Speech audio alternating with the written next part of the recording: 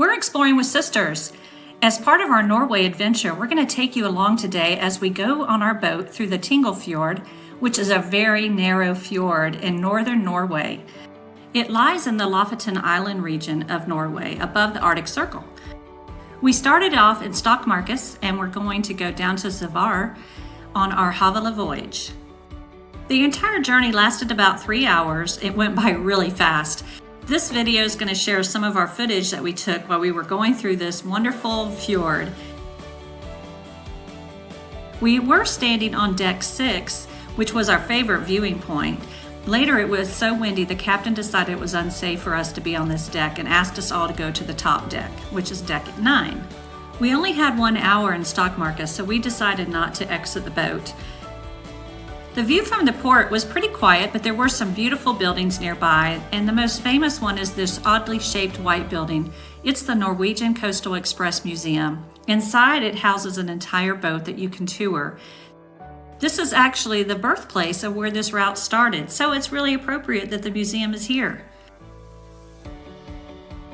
There's these 2 tiny little buildings that you can see on the left side of the bridge. This is a sculpture called Days and Nights, and these 2 cabins are built entirely of marble.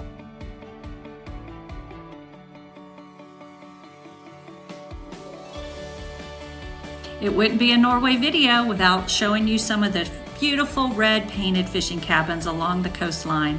They scattered the coastline up and down Norway, but especially in the Lofoten Island region. From this view from our cabin window, you can see how close the ship sailed past the actual land.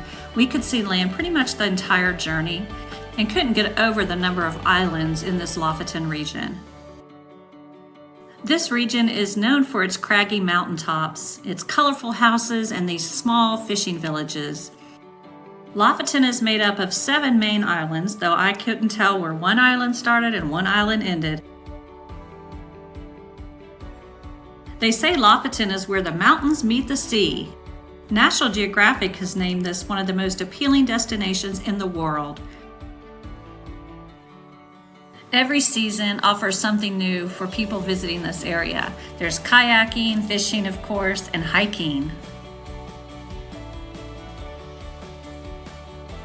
One attractive feature when you're hiking in Norway is you don't have a lot of predators. Here they're known for their elk, their fox, and hares. And if you're fortunate enough, you might even see one of the white-tailed eagles soaring above with their really expansive wingspan. Now, everything in Norway is basically around the fishing industry. From February to March every year, the Atlantic cod come here to spawn. This is the fish that actually built Norway, and why there's so many of these quaint, small, scattered fishing villages. We found in several locations there would be a sign that had in quotes, "In cod we trust." As our voyage took us into this fjord, and you can see from the scenery that it got very dramatic, we were hoping that the blue sky was going to come out behind the clouds.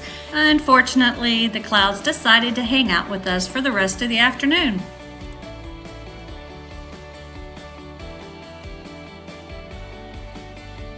The Lofoten Islands were the inspiration for Disney's movie, Frozen. It's a great film and it really captures Norway. So if you haven't seen it, you might want to check that out.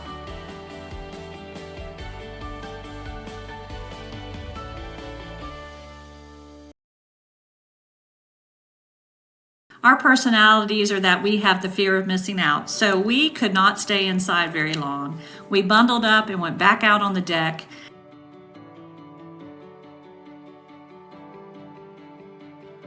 The navigators and the captain of this ship are so impressive. You wouldn't believe how narrow some of these places were that we went through.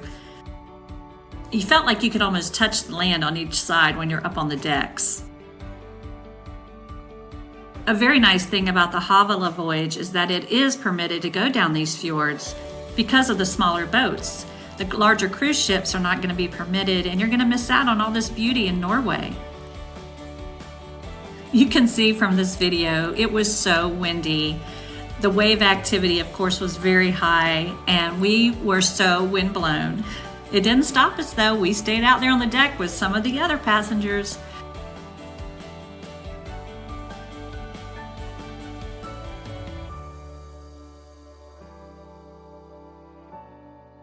Some of you might be curious about the amount of daylight that's available in Norway this time of year, and I want to share with you that between the end of May and in middle of July, the sun is above the horizon 24 hours a day. Our trip was in the end of August, so we did have some nightfall and some darkness. I can only imagine how incredible it would be to be able to go out on this ship's deck any time of the day or night and capture this beauty. Although the midnight sun sounds like an incredible time to visit Norway, you have to think about the opposite, the polar nights. That's when people visit Norway to see the northern lights or the aurora borealis.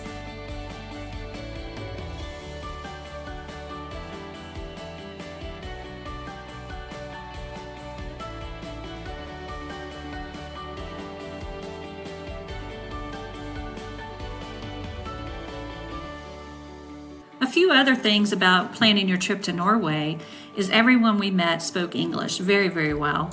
And it's pretty much a cashless society, taking credit cards for everything.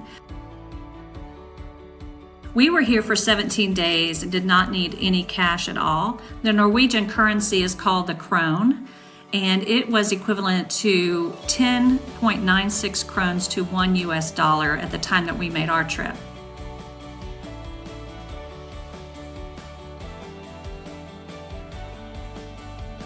Did you know that in this region they found the biggest Viking house ever? It was uncovered in just 1983. It's called a longhouse, and they believe it belonged to Viking chieftains' families for many centuries. There's a wonderful museum, the Viking Museum, that's in Lofoten, to make sure to add that to your list.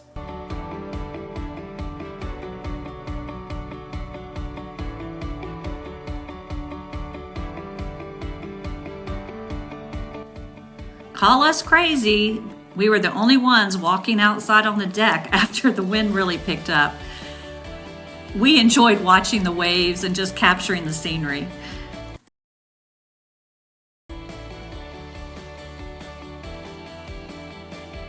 Now, this was our first real cruise, so we weren't about to miss anything on this trip.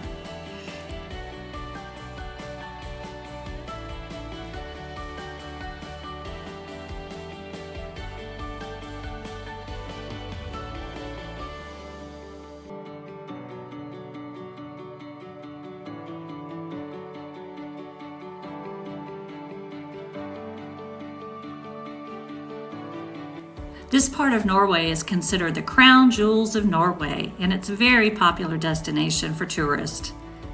It's also one of the most expensive to visit.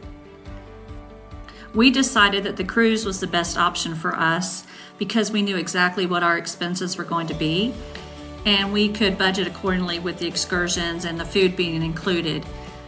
It's something you might want to consider when you're going to Norway, and I honestly think that the 12-day voyage from Havila showed us the entire country of Norway in a very concise way. I think if we had rented a car and driven, it would have taken us longer to see as much as we did, and probably would have been a lot more expensive. Although there were parts of Norway I would have loved to have spent more time than the cruise ship allowed us.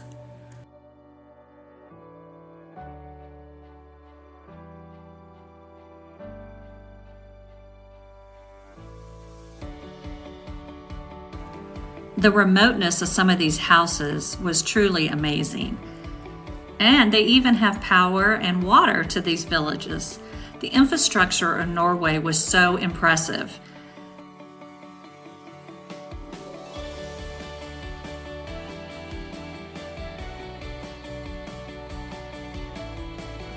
As I'd already mentioned, most of the people get their livelihood and their work from fish, and you can see we passed multiple locations of these fish farms. The fjords are so cold that it's really ideal place for the fish to be raised. And Norway is a major exporter of salmon throughout the world. So when you go to the grocery store, you're probably getting salmon from Norway. We have a couple other videos that we've already put out, and one's on the Lofoten Islands that goes a little bit more into detail about the stockfish and the fish farms. So make sure you check out our channel and watch those videos too. We'll be docking soon in Svolvær, which is considered the largest town in Lofoten. It's a great place to use as a home base for many excursions and exploring all the fjords and the Lofoten Islands. They have museums and restaurants and a really lively scene.